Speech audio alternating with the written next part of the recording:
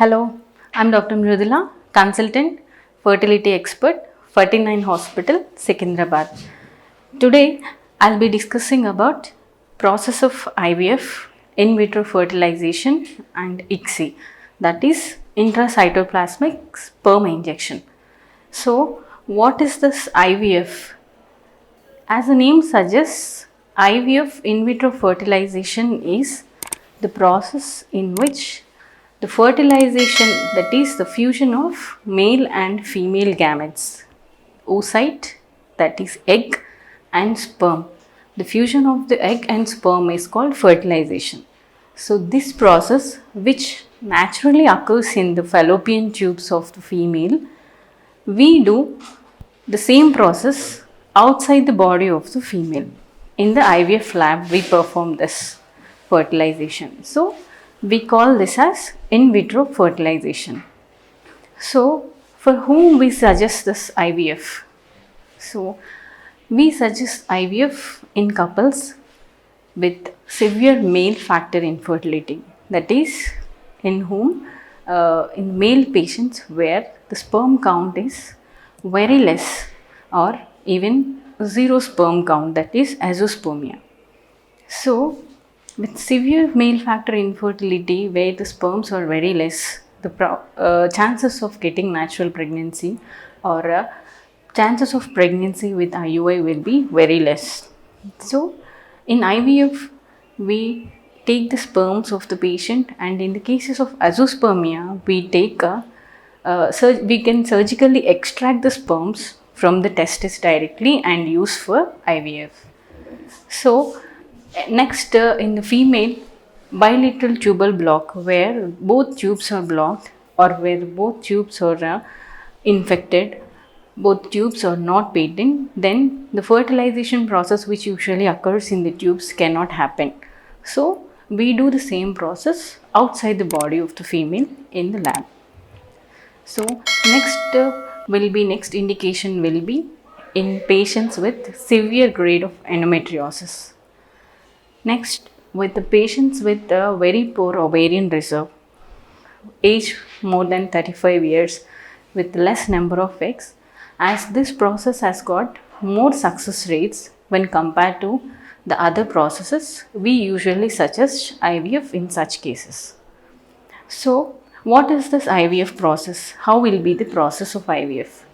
So, when we suggest a couple IVF, we usually, in most of the patients, we pre-treat the patients with antioxidant to get better oocyte yield.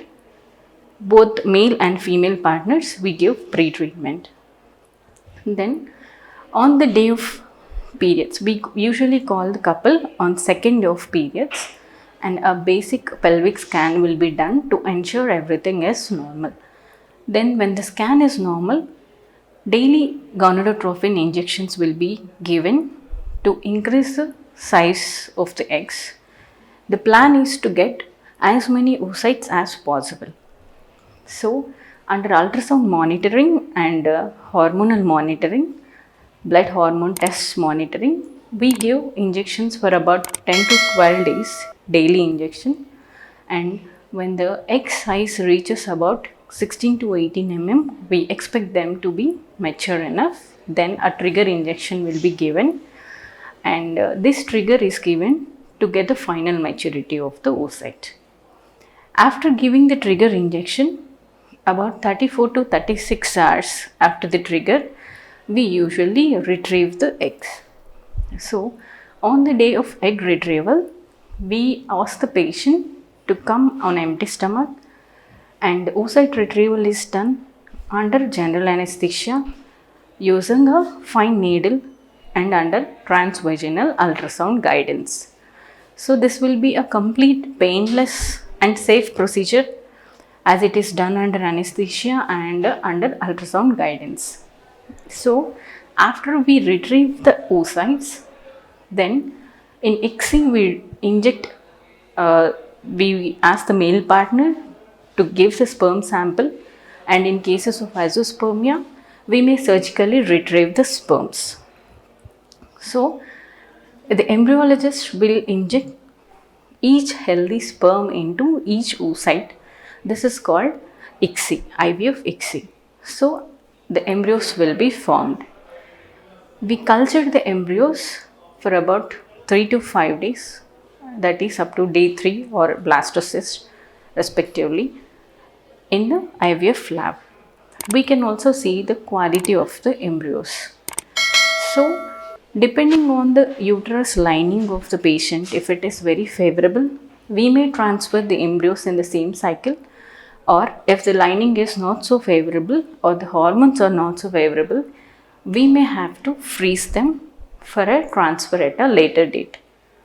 So, this IVF is completely safe and very painless. Some emotional stress may be there. With the counseling, we can reduce the emotional stress. So, most of the patients will be asking what is the success rates of IVF. So, the success rates will be varying in each and every couple. And in each couple, the success rate will depend mostly on the one major factor is the age of the female. So, in the best scenario, if in the younger population, the IVF success rates will be around 50 to 55%. And with advanced technology, if we add on some advanced techniques like PGD, PGT, so the success rates may go high up to 60 to 65% also. Thank you. Doctor, what are the causes of knee pain? See, the knee pain, it occurs in younger age group, it occurs in older age. Usually, commonly it occurs in the older age group. And it is osteoarthritis is the commonest